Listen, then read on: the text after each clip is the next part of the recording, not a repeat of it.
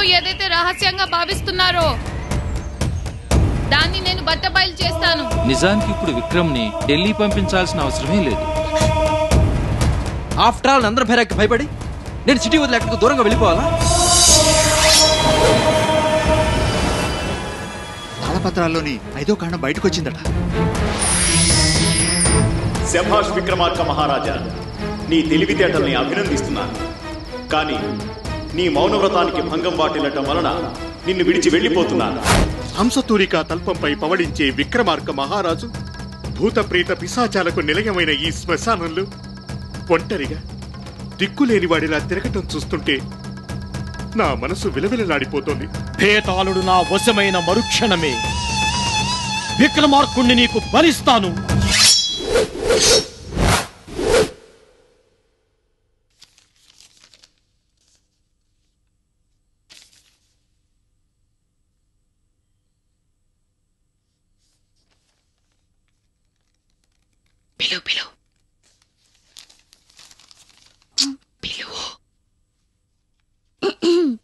నానమ్మా, స్నేహ కనబడట్లేదా? బామ్మ చదువుకుంటుంది కదా, ఎందుకు డిస్టర్బ్ చేస్తావు?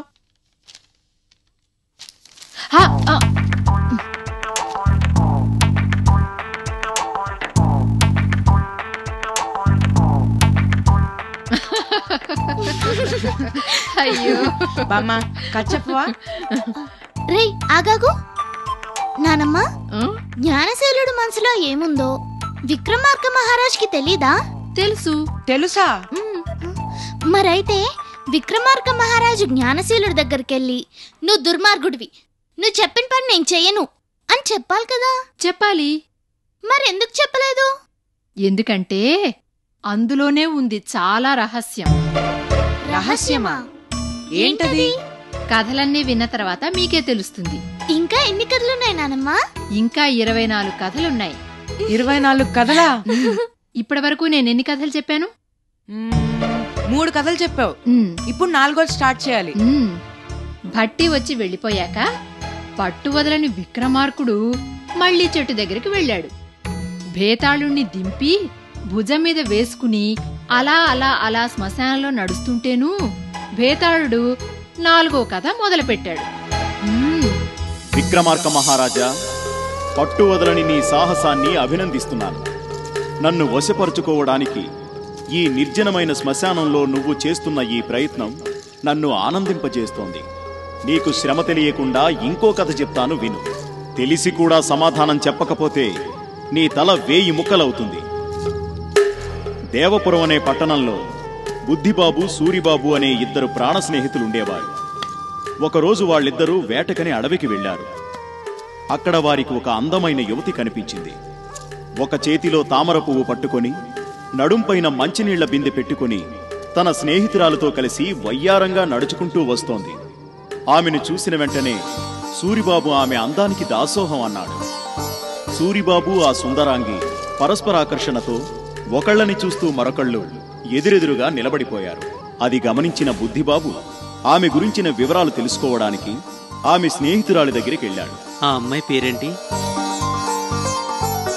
ఆమె గురించి తెలుసుకోవాలంటే చాలా తెలివితేటలుండాలి. ఆ అమ్మాయి చేసే సైగల్ని అర్థం చేసుకోగలగాలి.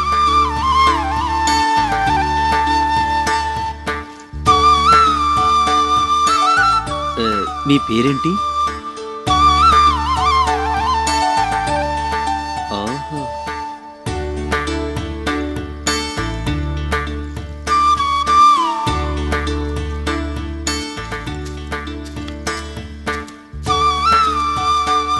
మిత్రమా, ఏం పేరు?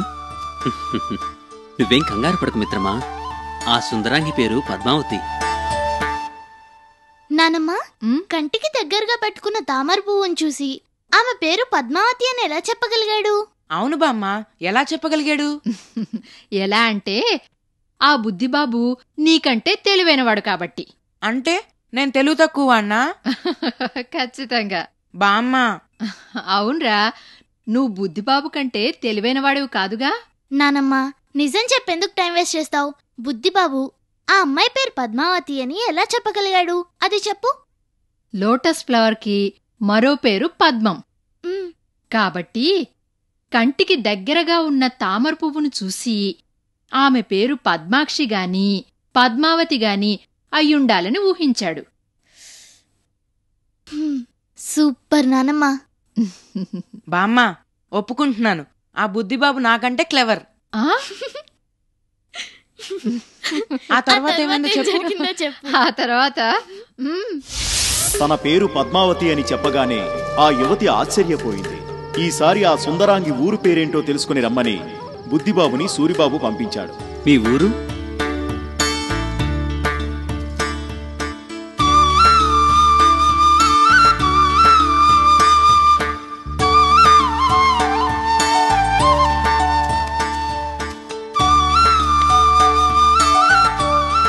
వాళ్ళ ఊరు కర్ణపురి. ఓహో. పద్మావతి పద్మావతి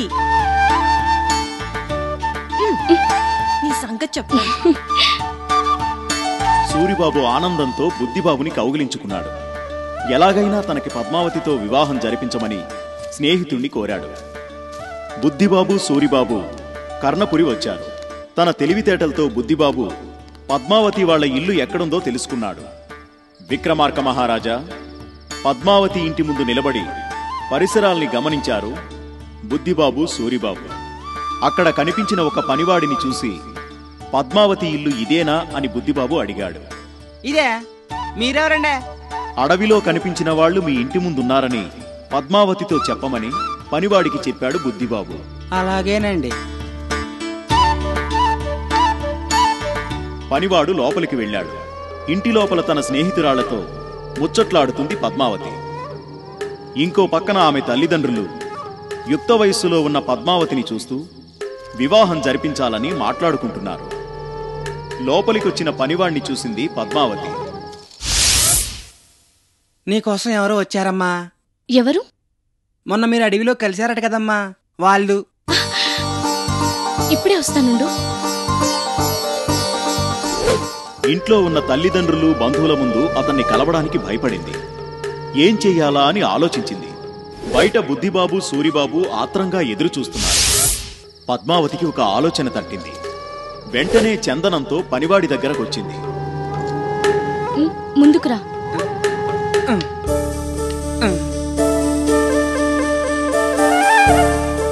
పనివాడి 2 చెంపల మీద తన చేతి 10 వేళ్లని రుద్దింది.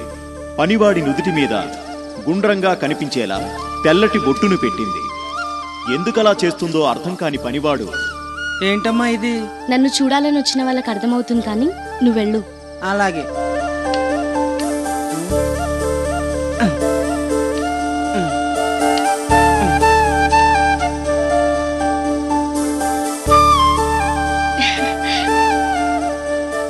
బయట నిలబడి ఎదురు చూస్తున్నారు బుద్ధిబాబు సూరిబాబు. బయటకొస్తున్న పనివాణ్ణి చూసిన సూరిబాబు అయోమయంలో పడిపోయాడు. చెంపలపైనున్న చందనపు ముద్రలు, నుదుటి మీదున్న బొట్టును పరీక్షగా చూస్తూ ఆలోచిస్తున్నాడు బుద్ధిబాబు. మిత్రమా, ఏంటది?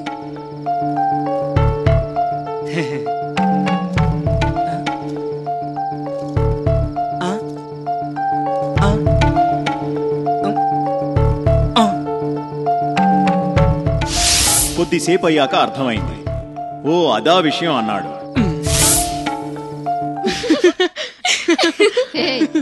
ఎందుకు అలా నవ్వుతున్నారు?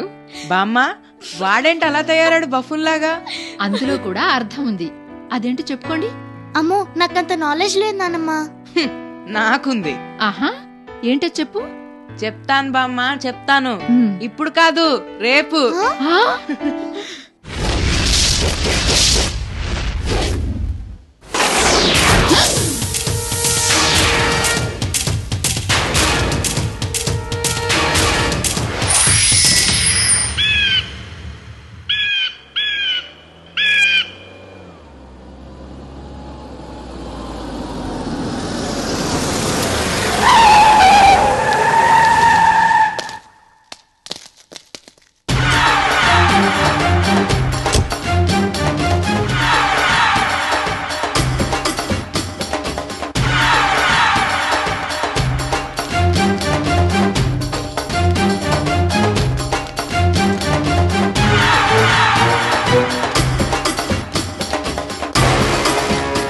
పటాభి పద.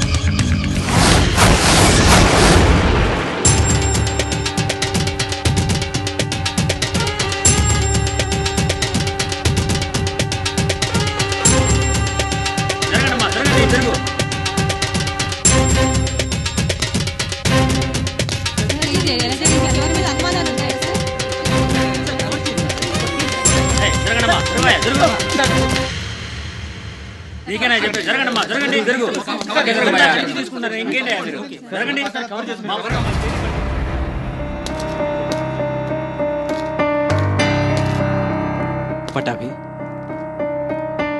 మున్సిపాలిటీ వాళ్ళ నిర్లక్ష్యం వల్ల ఒక నిండు ప్రాణం బలైపోయింది. వీధి కుక్కల్ని కంట్రోల్ చేయడంలో కార్పొరేషన్ ఫెయిల్ అవుతుంది. కుక్కలు చింపిన విస్తరి అని ఎందుకంటారో ఈ డెడ్ బాడీని చూస్తే అర్థమవుతుంది.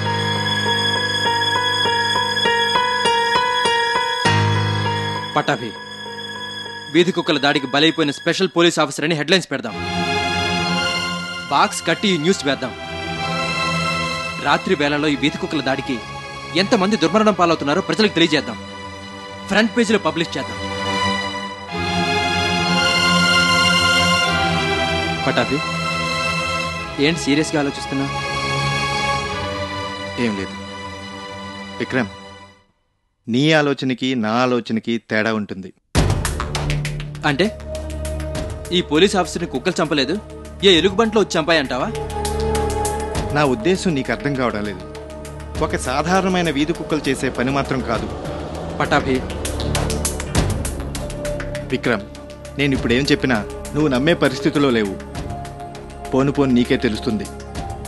నువ్వు ఇప్పుడు ఇక్కడే ఉండు, నేను వెంటనే వస్తాను.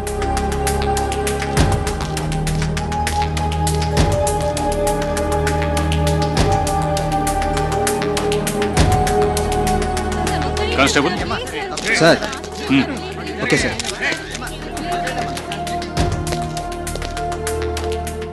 చాలా ఘోరం జరిగిపోయింది. అవును సార్.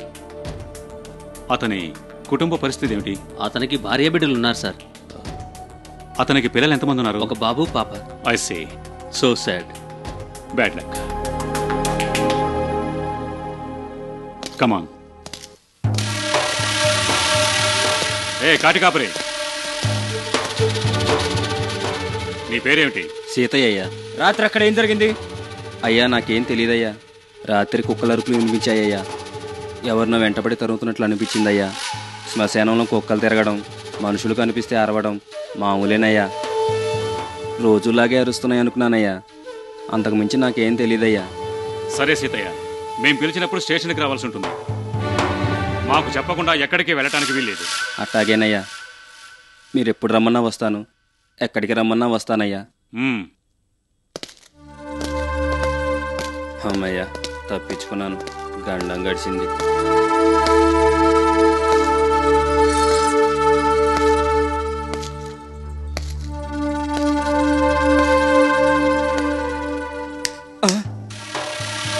దండాలయ్యా. చెప్పు, రాత్రి ఏం జరిగింది? అయ్యా, నాకేం తెలీదయ్యా. నిజం చెప్పు. పోలీసులు చెప్పాను కదయ్యా. పోలీసులు వెళ్ళిన తర్వాత నీ రియాక్షన్ అంతా చూస్తూనే ఉన్నాను. జరిగిందేంటో చెప్పు. చెప్పరా. చెప్తానయ్యా. ఇప్పటికే సగం చచ్చి బతుకుతున్నాను. జరిగింది కలో నిజమో అర్థం కావట్లేదు. రాత్రి సామి వచ్చాడు. లోపలికి రాకూడదని నేను ఎంత చెప్పినా మంత్రం పెట్టేసి నన్ను మోగోని చేసేశాడు. తెల్లారేదాకా ఎవరిని లోపలికి రానివద్దని చెప్పాడు. అదే సమయంలో బుడబొక్కలు ఆయన లోపలికి వచ్చాడయ్యా. స్వామిని చూసి నువ్వు నందన్ బైరాగి కదూ అన్నాడు. 999 మందిని చంపిన నందన్ బైరాగివని, నిన్ను పట్టుకోవడానికి వచ్చిన పోలీసులని చెప్పాడు. అయ్యా, పోలీసు ఆయన తుపాకీతో కాలిస్తే ఆ స్వామి చేతిలో పూలదండ పడిందయ్యా. అయ్యా, నా కళ్ళని ఇప్పటికీ నమ్మలేకపోతున్నాను. స్వామీజీ చెయ్యేతేదో అన్నాడు. 2 రాక్షస కుక్కలు ప్రత్యక్షమై అయ్యా నా కళ్ళ ముందే ఆ పోలీసు ఆయన సీల్చి చంపేశాయ్యా. ఆ తర్వాత ఏమైందో నాకు తెలియదయ్యా. మెలకు వచ్చేసరికి స్వామీజీ కనిపించలేదయ్యా. కానీ నాకు మాత్రం మాటలు వచ్చేశాయి. ఇదంతా పోలీసులు చెప్పాలంటే భయం వేసిందయ్యా. నేనేదో కట్టుకథ చెప్తున్నానని పోలీసులు కొడతారు. దయచేసి పోలీసులు చెప్పద్దయ్యా. వచ్చినోడు మామూలు మనిషి అయితే నేనే పోట్లాడి పంపించేసేవాడిని. మంత్రంతో మాటలు రాకుండా చేసిన మాంత్రికుడయ్యా. అందుకే భయపడ్డానయ్యా.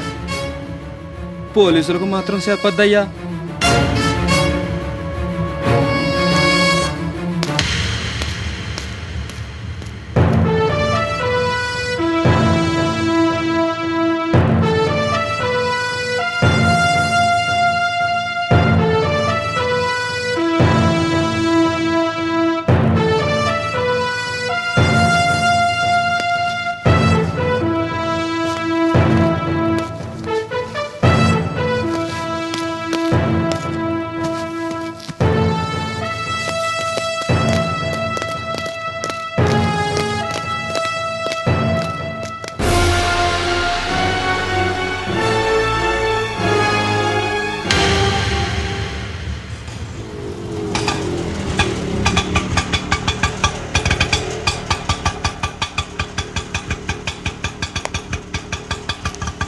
ఎంత? 50 రూపీస్ మేడం. ఎవరు కావాలి మేడం? పురుషోత్తం రావు గారిని కలవాలి. ఉన్నారు మేడం.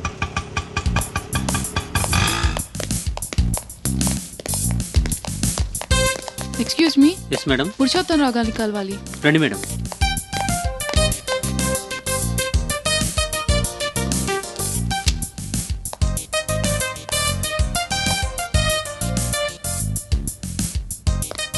మేడం, వీరు సార్ని కలవాలట.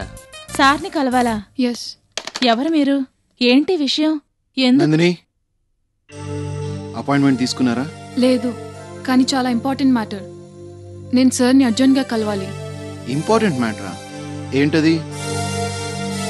Sorry, personal matter. నేను సార్తోనే డిస్కస్ చేయాలి. అపాయింట్మెంట్ లేకుండా సార్ని కలవడం కుదరదు. నమస్తే సార్. నమస్తే. Excuse me. నమస్తే సార్. నా పేరు సంధ్య. అర్జెంట్గా సార్ పురుషోత్తం రావు గారిని కలవాలి. పట్టాభి గారు, అపాయింట్మెంట్ లేదు. పైగా సార్ ఏదో అర్జెంటుగా మీటింగ్ వెళ్ళాలని చెప్పారు. Madam please. కుదరదు. సార్ ప్లీజ్ సార్, అర్జెంట్గా కలవాలి. ఇట్స్ ఓకే, సార్తో నేను మాట్లాడతాను, మీరు రండి. Thank you sir.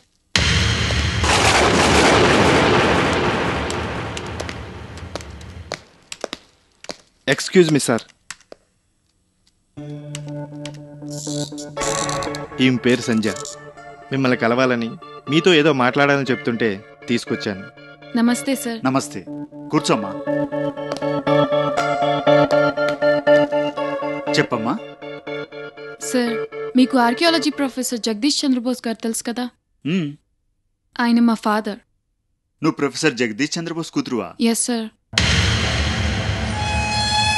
అమెరికాలో నేను పిహెచ్డి చేస్తున్నాను. తను ప్రాబ్లమ్స్లో ఉన్నారని మా డాడీ నాకు మెసేజ్ పంపించారు. వెంటనే ఇండియా వచ్చేసాను. మా బావ సంజయ్తో కలిసి మా డాడీని వెతుక్కుంటూ విక్రమ్పురి వెళ్ళాను.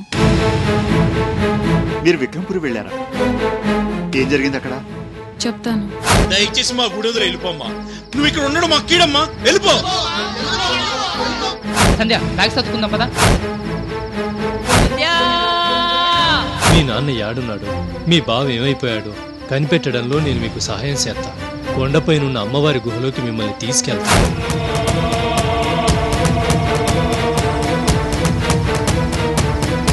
ముందు ఈ ఫోటోలు చూడండి.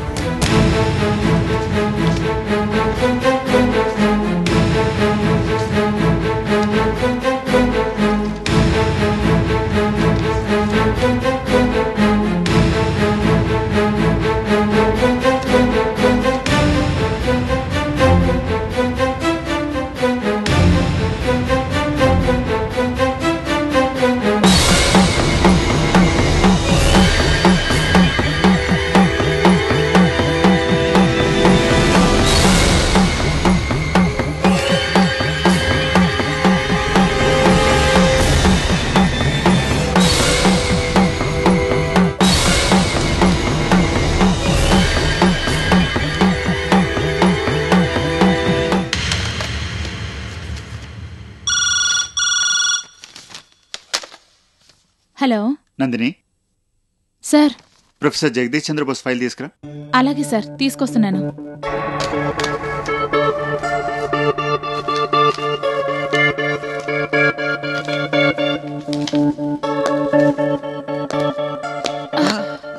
నందిని, బాస్ పిలుస్తున్నారా? అవును sir. Archaeology professor Jagadish Chandrabose file తీసుకురమ్మని చెప్పారు. అనుకున్నాను. ఇందాక అమ్మాయిని చూసినప్పుడే అనుకున్నాను, విక్రమార్కుడికి ఈ అమ్మాయికి ఏదో సంబంధం ఉండే ఉంటుందని, దాని గురించి లోపల మీటింగ్ జరుగుతుందని. నువ్వు వెళ్ళు, ఫైల్ తీసుకుని వెళ్ళు.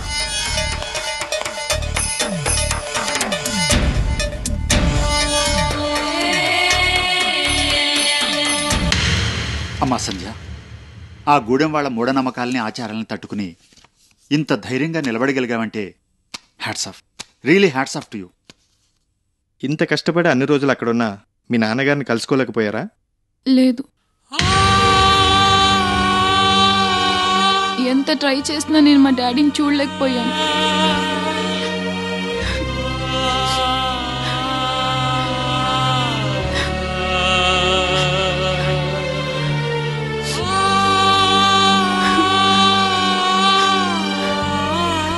అసలు ఆయన బతికే ఉన్నారో లేదో నాకు తెలీదు.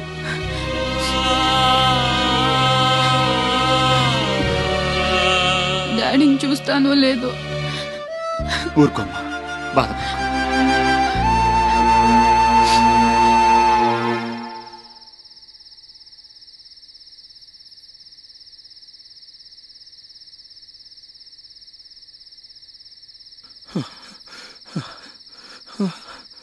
నా కూతురు సంజ ఈ గుడిసెలోనా ఉన్నది.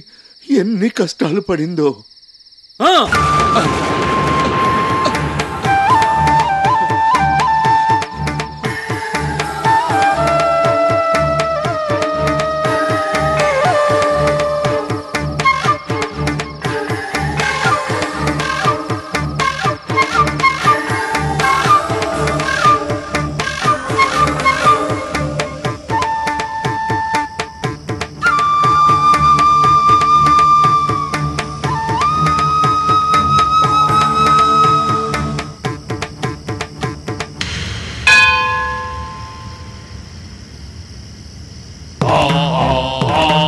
స్వామి, నా కూతురు నా కోసం వెతుక్కుంటూ వచ్చింది. తనంటే నాకు చాలా ప్రాణం. ఆమెకి ఏ ఆపద రాకుండా చూడు తండ్రి.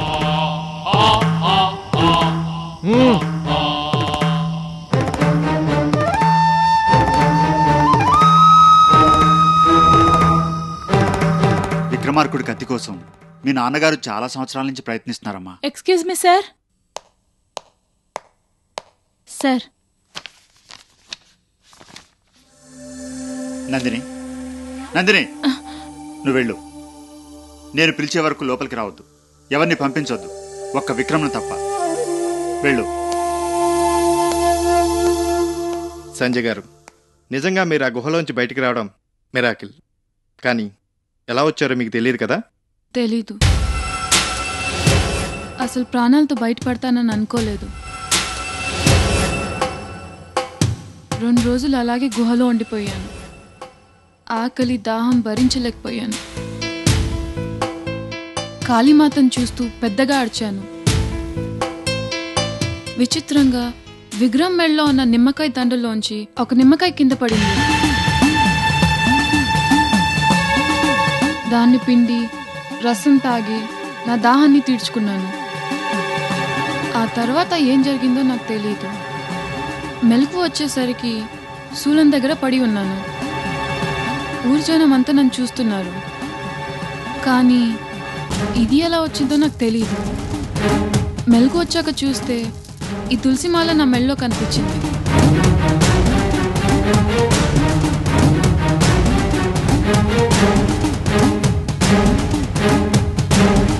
అర్థమైంది సంజయ్ గారు. మీరు గుహలోనికి వెళ్ళడానికి, గుహ నుండి బయటికి రావడానికి మధ్య ఏదో అదృశ్య శక్తి మీకు సహాయం చేసింది.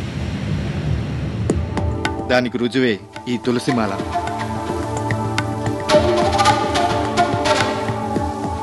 సంజయ్ గారు, ఎలాంటి పరిస్థితుల్లోనూ ఆ కాళీమాత ప్రసాదించిన ఈ తులసిమాలను బయటికి తీకండి. అలాగే. అమ్మా సంధ్య, నువ్విచ్చింది చాలా విలువైన సమాచారం. దీన్ని బాగా స్టడీ చేద్దాం. అన్నట్టు నువ్వు మీ ఆంటీ వాళ్ళ ఇంట్లో ఉంటున్నావా, హాస్టల్లో ఉంటున్నావా? లేదు సార్, నాకు తోడుగా వచ్చిన మా బావ సంజయ్ కనిపించట్లేదని తెలిస్తే మా ఆంటీ తట్టుకోలేదు. గుండాకి చనిపోతుంది. అందుకే హాస్టల్లో ఉంటున్నాను. మా బావ కనిపించే వరకు మా ఆంటీ వాళ్ళ ఇంటికి వెళ్ళను. సరేనమ్మా, నువ్వు రేపు కలు. నువ్వు మీ నాన్నగారిని కలిసే మార్గం ఆలోచిద్దాం. ఇది నా హాస్టల్ విజిటింగ్ కార్డ్. ఉంటానండి. మంచిది.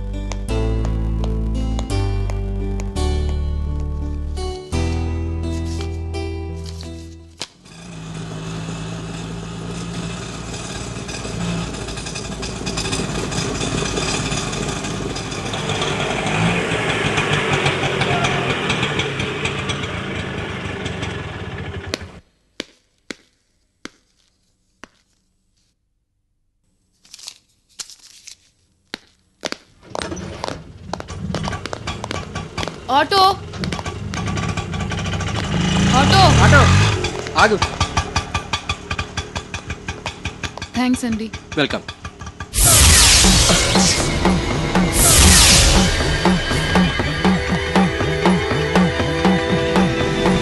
ఎక్కడికండి? అబిడ్స్కి వస్తావా? కూర్చోండి.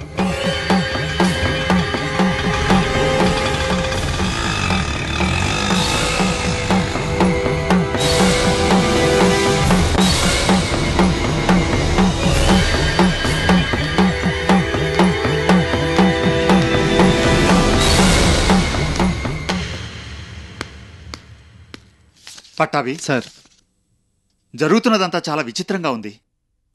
ఇప్పుడు ఏం చేద్దాం? Sir, Vikram. Good morning sir. Vikram, రా కూర్చో. ప్రొఫెసర్ జగదీష్ చంద్రబోస్ కూతురు ఇప్పుడే వచ్చి నువ్వు ఒక 5 నిమిషాల ముందు వస్తే బాగుండేది. విక్రమార్కుడు కత్తి.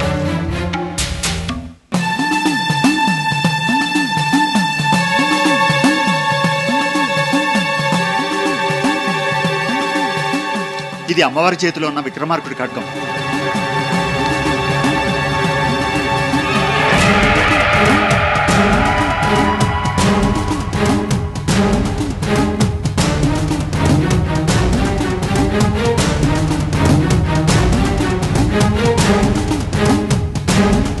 ఇది విక్రమార్కుడి కత్తి అంటే నా మొబుద్ధి కావటం లేదు కదూ?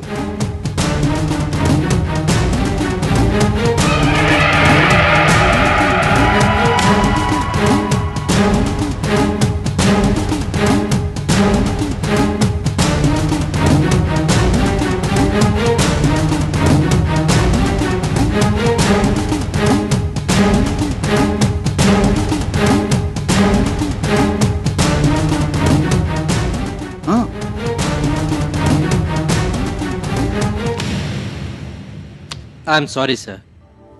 మీ నమ్మకాలు మీకు ఉండొచ్చు, నేను కాదంటలేదు. కానీ ఇలాంటివన్నీ నేను నమ్మనని మీకు ఇదివరకే చెప్పాను. విక్రమ్, నీతో పర్సనల్గా మాట్లాడాలి. Excuse me sir.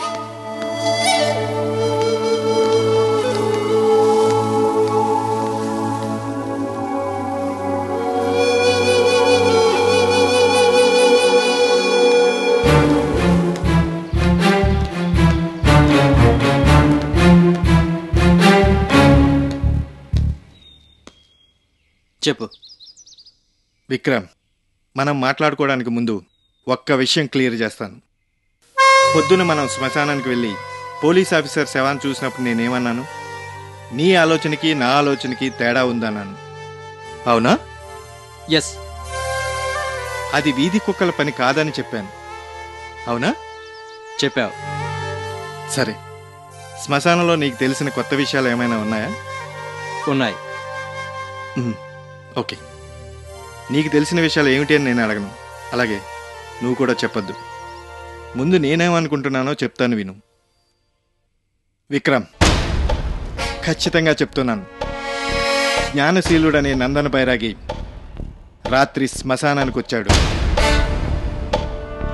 అతన్ని పట్టుకోవడానికి ప్రయత్నించిన స్పెషల్ బ్రాంచ్ పోలీస్ ఆఫీసర్ని కుక్కలతో చంపించాడంటాను.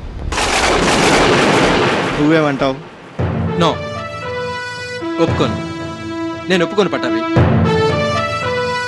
నందన్ బైరాగి ఏదో పూజలు చేయాలనుకున్నాడు, దానికి అడ్డుపడిన పోలీస్ ఆఫీసర్ని కుక్కలతో చంపించాడు. అంతవరకే ఒప్పుకుంటాను. అంతేగాని ఆ తాళపత్ర గ్రంథాల్లో ఏదో రాసుండటం, అందులో రాసున్నట్టు ఆ జ్ఞానశీలుడే ఈ నందన్ బైరాగి అంటే మాత్రం నేను ఒప్పుకోను. ఓకే విక్రమ్, ఇప్పటి వరకు జరిగిందంతా ఒకసారి గుర్తు చేసుకుందాం. విక్రమ్, నువ్వు నేను అనాథాశ్రమంలో బాబూజీ అండలో అనాథలుగా పెరిగాం, పెద్దవాళ్ళమయ్యాం. ఎక్కడో నాగావళి పర్వత ప్రాంతాల్లో విక్రమార్కుడు కత్తి కోసం పరిశోధిస్తున్న ఆర్కియాలజీ ప్రొఫెసర్ మన దేశం పత్రికకి లెటర్ రాయడం. అదే సమయంలో రాజేంద్రవరం గారు నిన్ను దత్త తీసుకోవాలనుకోవడం, అది నచ్చక నువ్వు ఆశ్రమం వదిలి బయటికి రావడం, నీతో పాటు నేను వచ్చేయడం జరిగింది.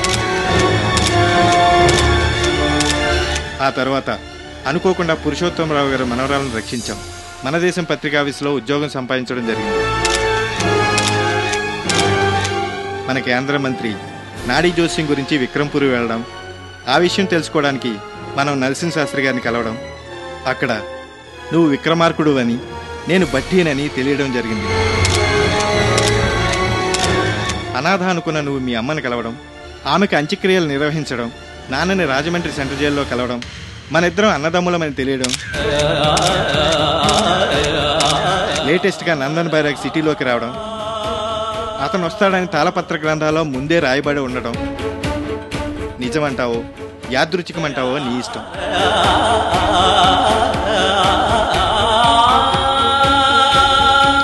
అలాగే కాళికాదేవి విక్రమార్కుడికి ప్రసాదించిన వీర ఖడ్గం బయటికి రాబోతుందని తాళపత్ర గ్రంథాల ద్వారా ముందే తెలిసింది. ఇప్పుడు ఆ వివరాలతో ఆర్కియాలజీ ప్రొఫెసర్ జగదీష్ చంద్రబోస్ కూతురు మనల్ని వెతుక్కుంటూ వచ్చింది. విక్రమ్, ఇన్ని ఆధారాలు మన కళ్ళ ముందు కనపడుతున్నా నీకు నమ్మకం కుదరటం లేదా?